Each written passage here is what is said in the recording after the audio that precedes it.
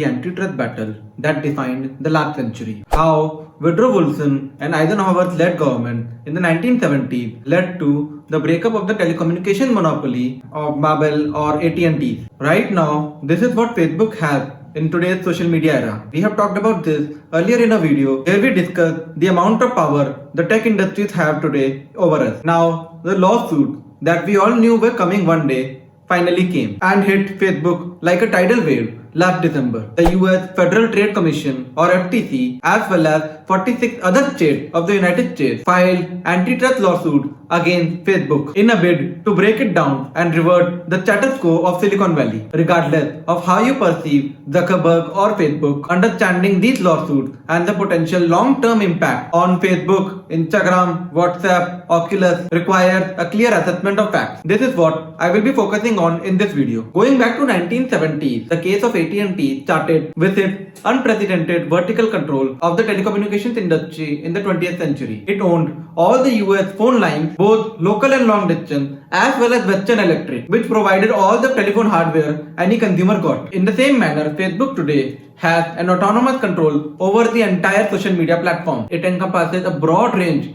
of different platforms like information consumption, content creation, buying and selling of goods, communication, dating, entertainment, and a lot more. This Facebook case, in my opinion, will be the biggest case when it comes to antitrust cases in the United States after AT&T. For one, this case is about the Facebook's unprecedented market share. Unlike Amazon, which has a Walmart, or Apple, which has a Google, Facebook has nothing. The social media giant has just become too dominant. Each of the apps, WhatsApp, Facebook, Instagram, are separate entities but have created monopolies in each of its verticals. This basically makes the case for Facebook to be broken down much more stronger. Facebook also played an unwitting role in the 2016 presidential election in the United States and let Russia and other third parties meddle into the election. It basically allowed to shape opinion and sentiment in the 2016 run-up. It has basically played fast and loose with our data and inadvertently allowed Cambridge Analytica to access all of that data. Add to that, Facebook's recent acquisition of Giphy proves it even further how much it wants its monopoly intact. Also, Facebook has been a shockingly perfect platform to create different bubbles in which we all stay inside. Billions of people are on Facebook, but you can easily see how it's so easy to live inside a thought neighborhood. Also, Facebook's long-standing habit of acquiring competitors or just killing them with basically making something literally duplicate of that product. It's nothing new, but technically it's not illegal and Facebook didn't do any of that in secret. And Facebook has said it repeatedly that the government did approve of its acquisition of Instagram, WhatsApp and Oculus. It was basically a polite way of Facebook to say to the government that you have no one to blame but yourself. When it comes to the entirety of Facebook in itself, it is not a social media monopoly in its truest of self, because obviously there is Reddit, Twitter and Snapchat. I'm on all of these platforms, but I'm also on Facebook just because people of generation older to us relies on Facebook. So perhaps, in my opinion, the lawsuit could address it as a generational monopoly, considering that it has a monopoly when it comes to the social media for boomers and baby boomers. So what next?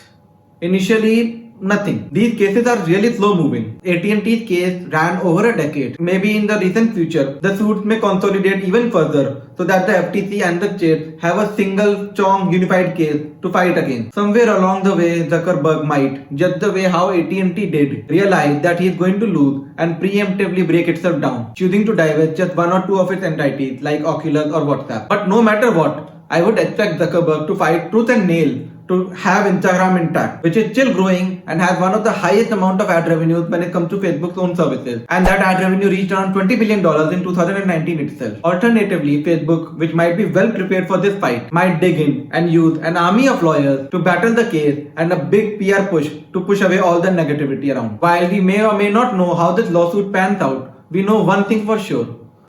Facebook may face serious repercussions. In fact, I don't think it would be an overstretch to think that this case against the FTC may basically hurt Facebook's advertising business and put them at risk of losing that brand integrity that it has. Unless they change, of course. Regardless of what the future beholds, the case has obviously put a limelight on all the Facebook activities, its coy business strategies, its abuse of power, and of course, negligence in using the user's data transparently. If not anything else, This antitrust case could lead to one thing for sure. It could certainly awaken the consumer to what activities this free service has been up to. Once people realize the harm due to the privacy breaches and how Facebook is crushing competitors using its data, it will ultimately force the giant to let go of its anti-competitive practices and maybe tone down their excessive use of power for monopoly. Things might take time, but we are definitely going to see a change.